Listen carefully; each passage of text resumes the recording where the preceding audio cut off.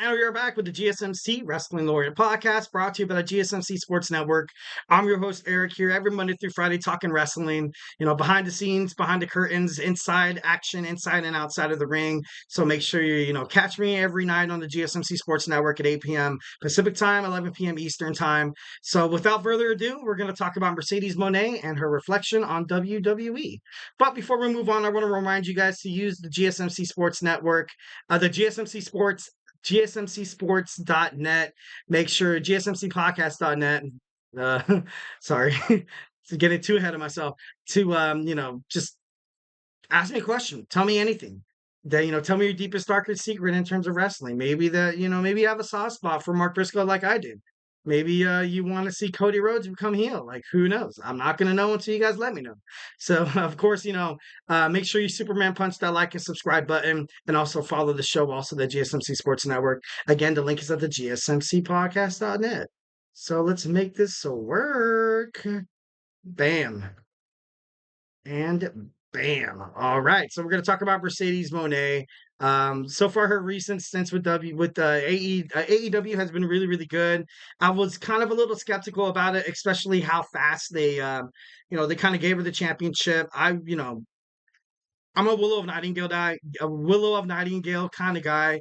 Definitely thinks that she was a great champion. She has huge accolades. She's definitely a good role model. 1,010%. They also pushed Mercedes Mone so hard. They pushed her so hard. I kind of knew she was going to AEW like months before she actually kind of debuted. So of course, if you're Tony Khan, you should be excited to have someone like Sasha Banks or Mercedes Mone, however you want to refer to her. But either or, she's a great wrestler. She's good at what she does. Her promos are decent. It was just that waiting period. I think it was that long waiting period that I don't know if they were still giving her a little bit of a little bit of leeway, a little bit of a chance to kind of get comfortable inside of the ring after, of course, breaking your foot in like two places that, would kind of be troublesome for anybody coming back from any kind of injury. Obviously, like when you see NBA players come back or, football players come back in the NFL, they, kind of take it easy a little bit. Obviously, I feel like, maybe that's what they were doing with Mercedes Mone. But I don't know, kind of crazy. So Mercedes Mone, during an appearance on the WFAN, stated that obviously you saw her be back in May of 2022 alongside Naomi. Sasha Banks left the company due to creative differences, kind of a little disgruntled with how her character was kind of being held and her position within the women's division in WWE. Banks, she walked out despite holding the WWE Women's World Tag Team Champions. Of course, that led to her indefinite suspension from WWE. But Mercedes Mone, she had this to say, and I quote, she said, "For so many years, everyone wants the tea on that drama. You're not going to get it unless you buy the book maybe 10 years later." So is she going to write a book, because at this point, I feel like I kind of knew what happened between her and WWE. And of course, this is speculation, but let's get into it. It was because recently, during that time in women's wrestling, especially in 2022, after the pandemic hit, it was definitely kind of a gut check time for WWE, and they started dropping a crap ton of stars. They released a crap ton of stars, and I feel like Sasha Banks was forced to be just that same character. She was constantly, kind of that antagonist, kind of that person that, constantly fights against Bailey, for the same people. You're going to see her with Charlotte Flair fight in the same kind of matches. Definitely the predictability factor was a little prominent. And that's, the moment wrestling fans kind of know wrestling is like, choreographed and scripted and stuff like that. But, I definitely feel for her. I loved how she went to AEW. She also went on from saying that she went from a legit boss to taking charge of her own character, her own life, being the CEO within her own life.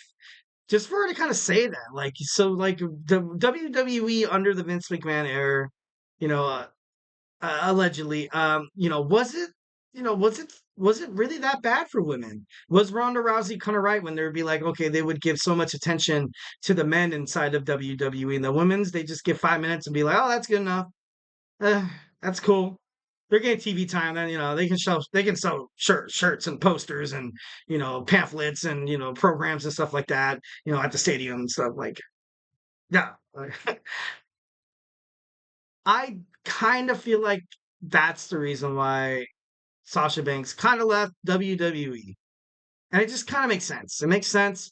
You definitely saw it in her matches. You definitely saw it in her promos that she didn't really have a passion for it anymore.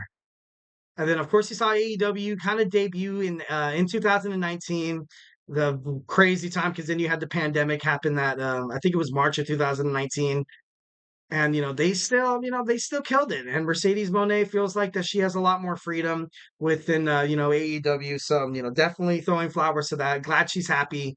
When she's happy, she's gonna put on some good wrestling promo. She's gonna put on some great matches. And overall, like when someone's happy in their career, they're gonna be a happy person. They're gonna give you the best work that they possibly could. So definitely think that's it's gonna be pretty awesome. She said she wanted to pursue personal growth. She wanted to stand up against the unjust circumstances, which kind of made her the highest paid woman in wrestling. She's the TBS champion. She's pursuing the New Japan Professional Wrestling Strong Women's Champion at AEW's Forbidden Door on Sunday. And she also said, and I quote, she said, I get to do so much of my dreams because that day I walked out, I trusted my heart. And it's not easy. It's not easy. Imagine like being part of a company like WWE. You're steadily being shown on TV.